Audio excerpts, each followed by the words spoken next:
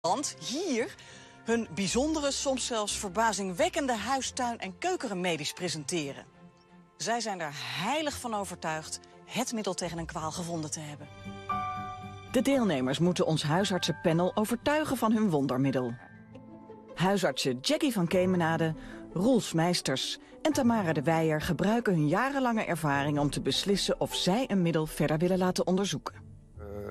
Dit is gezond verstand. Et voilà, la messe est dite. Donc vous avez quand même un jury de vrais médecins qui sont là pour juger, en tout cas pour vérifier la véracité ou la probabilité d'une guérison avec des produits naturels. Et puis, eh bien alors, les candidats s'enchaînent les uns après les autres. Et vous allez voir que parfois, nous avons des remèdes qui peuvent paraître un petit peu bizarres. Zo. Kijk. Dat is de paardenmelk. Ik ben Huip Spui. Ja. Kom uit Herengewaard. En ik gebruik de paardenmelk voor mijn psoriasis. En die psoriasis heb ik zo 5, 6 jaar geleden, kwam dat bij mij op. De dermatoloog heeft dat onderzocht. Hij zegt, u moet glutenvrij eten. Zei de dermatoloog? Alles wat je koopt, dan moet je lezen, tarwe, zetmeel. Zodra dat erin staat, kopen we het niet. Nou, toen ben ik verder gaan zoeken. Toen stond daar een rietje paardenmelk. Je het van binnenuit kunt proberen met natuurlijke middelen oplossen. Ben ik daar ook een groot voorstander van. Altijd wel in samenspraak met je huisarts. Ik ben alleen bang dat dit te complex is. Zijn het nou de gluten? Is het de paardenmelk? Is het de combinatie? Ik zie daar wel wat moeite. Ja. Om de dag een glas paardenmelk. Ja. Toen kwamen de psoriasisbultjes weer terug. Ja. Et donc chacun prouve Oui, on a un sa petit peu propre sur... expérience. il faut faire ses preuves, quoi. Il faut faire ses preuves, il faut expliquer, il faut me prouver effectivement que oui, ça Il n'y a pas marche de et risque, il pourquoi n'y a ça pas de marche. danger. Comment Il n'y a pas de risque de tomber sur le des trucs pas très bons. visiblement, Oui, j'ai pas une excellente Vous avez les médecins, expérience. hein. Vous avez, oui. Mais en tout cas, vous avez les médecins qui sont là Qui sont pour là. D'accord. apaiser, on va dire, les informations. Voilà, c'est il valide ou pas. Merci beaucoup, Anissa. Fort Bédante. intéressant. Bédante, oh, bravo, elle maîtrise le batave. Revue de presse.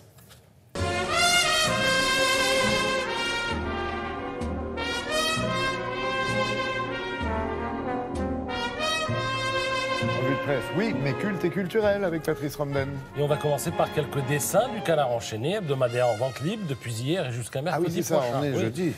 On est jeudi. Alors, premier dessin sur Neymar. Tu te rends compte, Neymar gagne 100 000 euros par jour. Il va faire la gueule en février. Tiens. La situation en Allemagne inspire également les dessinateurs. L'AfD, je le rappelle, l'extrême droite a fait 13%. 12 dessins. Il y a une nette poussée de l'extrême droite. Ah, le modèle français, nicht gut.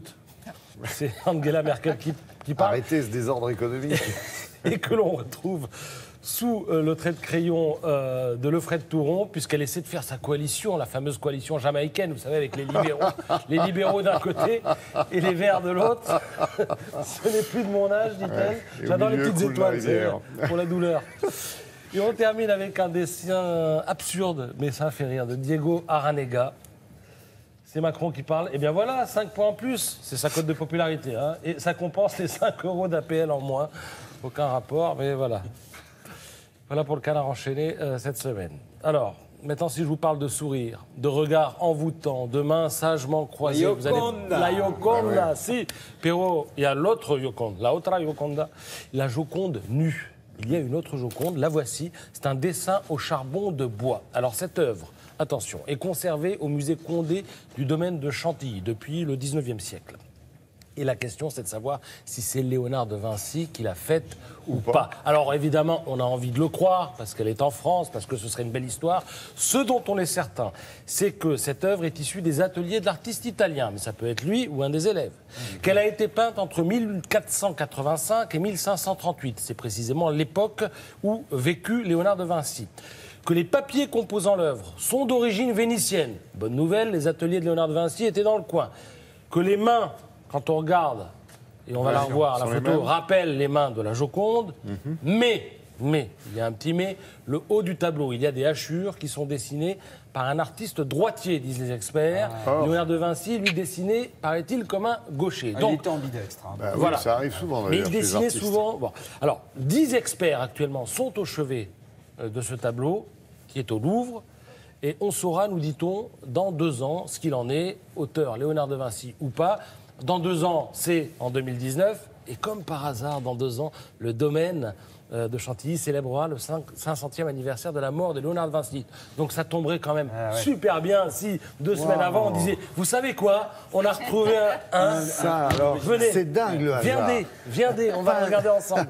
Hein, bon, voilà, on va voir. Excellent. Alors maintenant, je vous montre un petit écrin en maroquin rouge. Dessus, il y a une adresse, rue Saint-Honoré 511. C'est l'adresse de l'orfèvre attitré de Napoléon Bonaparte, un certain Biennet. Et dedans, il y a une feuille d'or de 10 grammes. Mais elle pèse le prix de 3 ou 4 lingots parce qu'elle est évaluée à 100 ou 150 000 euros. Les enchères auront lieu le 19 novembre prochain à Fontainebleau et c'est l'une des feuilles d'or de la couronne du sacre de l'empereur.